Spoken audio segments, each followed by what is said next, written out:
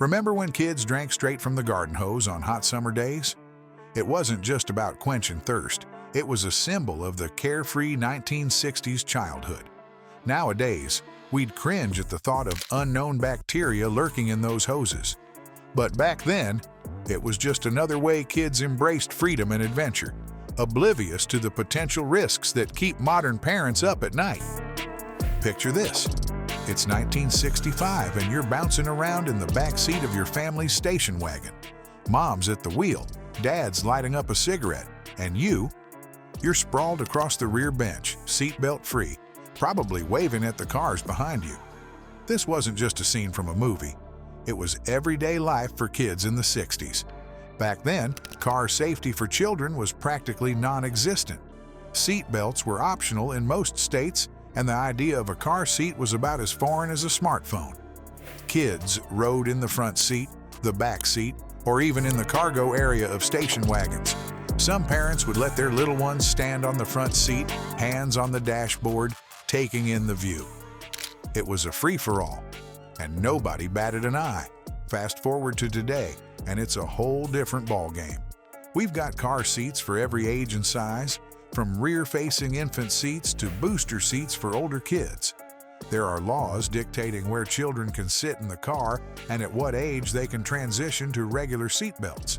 It's a far cry from the Wild West of 60s car travel. The numbers tell a shocking story. In 1975, over 300 children under 13 died in car crashes. By 2019, that number had dropped to 608, still too many, but a dramatic improvement considering how many more cars are on the road now. It's hard to imagine, but these safety measures we take for granted today have saved thousands of young lives. So why were things so lax back then? For starters, people just didn't understand the risks. The science of car safety was in its infancy, and the dangers of riding unrestrained weren't widely known. There was also a prevailing attitude of, "It won't happen to us." After all, most trips ended safely, right? Add to that the fact that cars were seen more as a symbol of freedom than a potential danger, and you've got a recipe for a safety nightmare. But how did we go from those carefree days to our current safety-obsessed culture? It wasn't an overnight change. The shift began in the late 60s and early 70s as medical professionals started raising alarms about child injuries in car accidents. Consumer advocacy groups picked up the torch, pushing for better safety standards.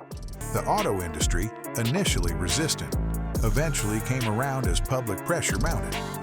The real game changer came in 1971 with the creation of the National Highway Traffic Safety Administration. This agency set the ball rolling for nationwide safety standards, including the first child safety seat regulations in 1971. By the mid-80s, most states had laws requiring car seats for young children. Think your home is child-proofed? In the 1960s, that concept barely existed. Parents navigated a minefield of household hazards that would make today's safety experts cringe. But here's the kicker. Kids survived, and some say they were better for it. Let's explore the risky reality of 1960s home life. Step into a typical 60s home, and you'd see a cozy living room with plush carpets and wood paneling. The kitchen might have colorful appliances and linoleum floors. But beneath this charming exterior lurked countless dangers for curious kids. Let's start in the nursery. Those adorable cribs? They were death traps by today's standards. Drop-side rails could easily malfunction, and the slats were often wide enough for a baby's head to get stuck. Even worse, doctors back then told moms to let babies sleep on their tummies, a practice we now know increases the risk of SIDS. Move to the kitchen, and you'd find a treasure trove of hazards. Cleaning supplies and chemicals lived under the sink with no child-proof locks in sight. Cabinet doors swung freely, ready to pinch little fingers. And those electrical outlets? They were practically begging for tiny hands to explore them. But why weren't homes child-proofed? Well, the concept just wasn't on most parents' radars. They relied on playpens or gated areas to keep babies safe.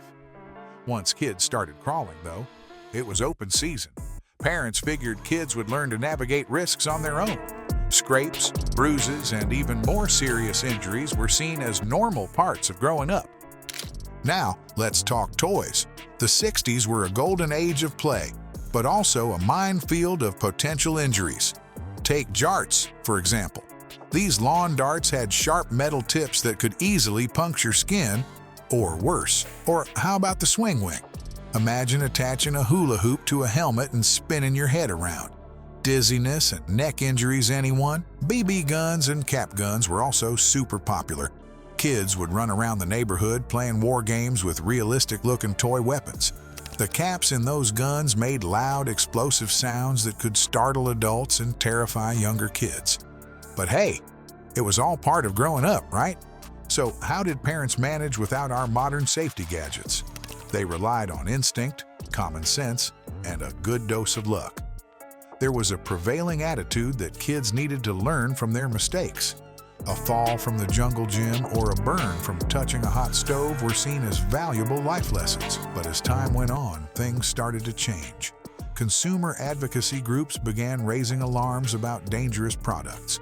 Medical professionals shared statistics about household accidents involving children. Slowly but surely, manufacturers started designing safer products. Child-proof locks, outlet covers, and safer toy designs began to appear. If you thought the 60s home was a wild ride, just wait until you hear about life beyond the picket fence. Picture this.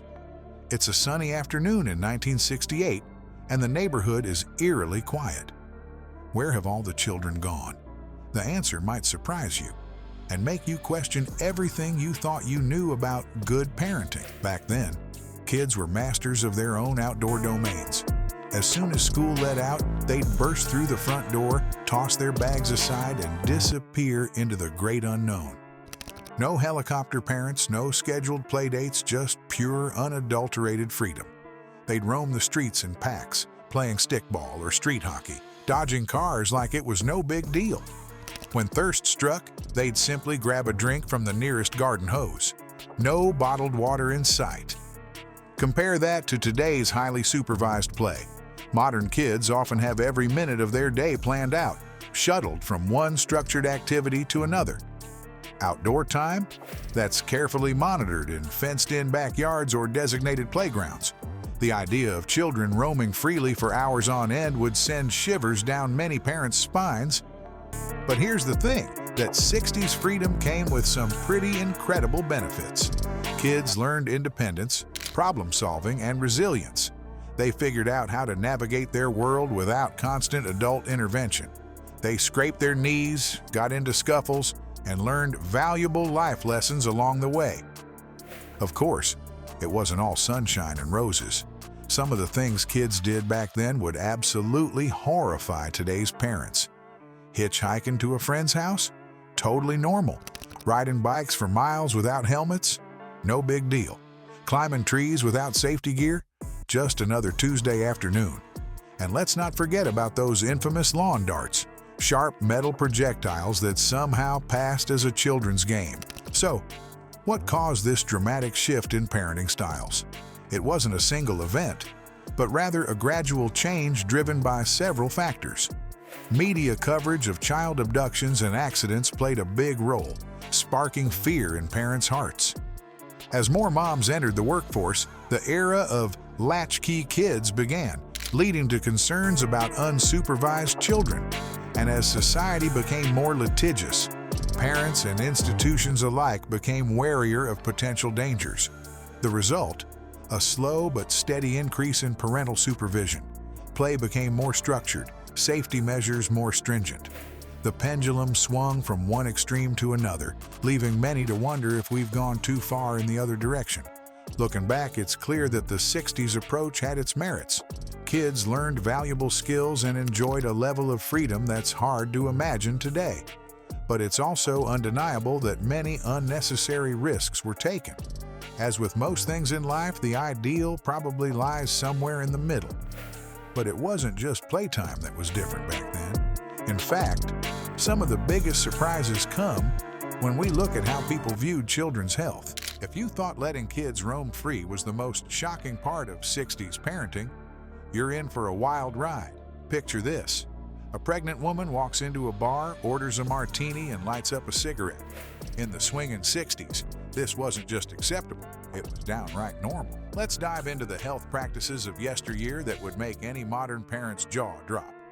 Back then, the dangers of smoking and drinking during pregnancy were largely unknown. Moms-to-be often continued these habits throughout their pregnancies, blissfully unaware of the risks to their unborn children. It's hard to imagine now, but doctors rarely cautioned against these behaviors. The result? An increased risk of fetal alcohol syndrome and other developmental issues that we're still grappling with today. But the cavalier attitude towards children's health didn't stop at birth. Remember those cribs we talked about earlier? Well, pediatricians in the 60s actually recommended that babies sleep on their stomachs. It wasn't until years later that we discovered this practice increased the risk of sudden infant death syndrome, SIDS. Talk about a parenting 180. And let's not forget about the everyday products that we now know were disaster waiting to happen. Take mercurochrome, for example. This bright red antiseptic was a staple in many medicine cabinets, used to treat everything from scrapes to burns. Parents would liberally apply it to their kids' wounds, not realizing it contained mercury, a substance we now know can be harmful to the brain and kidneys. But the health hazards didn't stop at the front door. Remember those mosquito control trucks that would drive through neighborhoods, spraying clouds of pesticides? Kids would often chase after them, playing in the toxic mist. It's like something out of a horror movie, but back then, it was just another summer activity. So, how did we finally wake up to these dangers? It wasn't an overnight change. The shift began in the late 60s and early 70s as medical professionals started connecting the dots between certain behaviors and health issues in children. Consumer advocacy groups picked up the torch, pushing for better safety standards and more research into potential hazards. The real game changer came with advancements in medical research.